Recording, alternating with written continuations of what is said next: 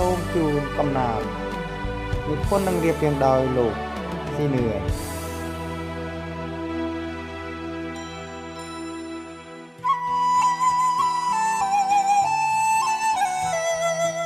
សំលេងខ្លីស្នេហ៍បំពេពៅកណ្ដាលយប់ជ្រៅអូនធ្វើអ្វីជាតាបក់មើលខ្លាំងណាស់ស្រីដឹងទេពីស្រីបងនឹកណាស់នឹកពេលវេលាដែលកន្លងខលលេងម្ដង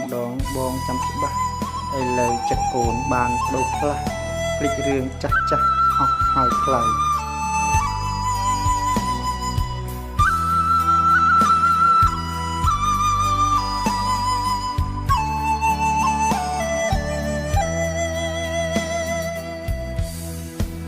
ព្រះច័ន្ទបំភ្លឺពេលនិន្ទ្រាកាយបងរងានឹកស្រមៃរៀនគិតខលអូនពុនពេកក្រៃ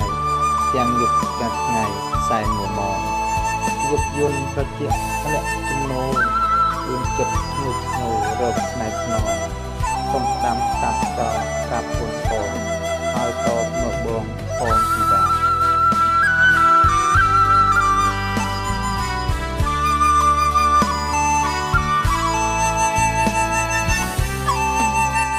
សរសេរកំណាព្យកាបនឹងឃ្លីតែត្រូវទៀបទាដោយប្រាជ្ញាសូមមានក្តីសុខគ្រប់ប្រការគ្រប់ក្រុមគ្រួសារក្នុងឆ្នាំថ្មីសូមតែងវគ្គនេះវគ្គចុងក្រោយ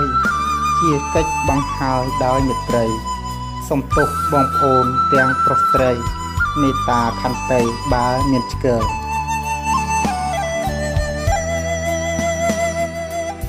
សូមអរគុណសម្រាប់អ្នកទស្សនា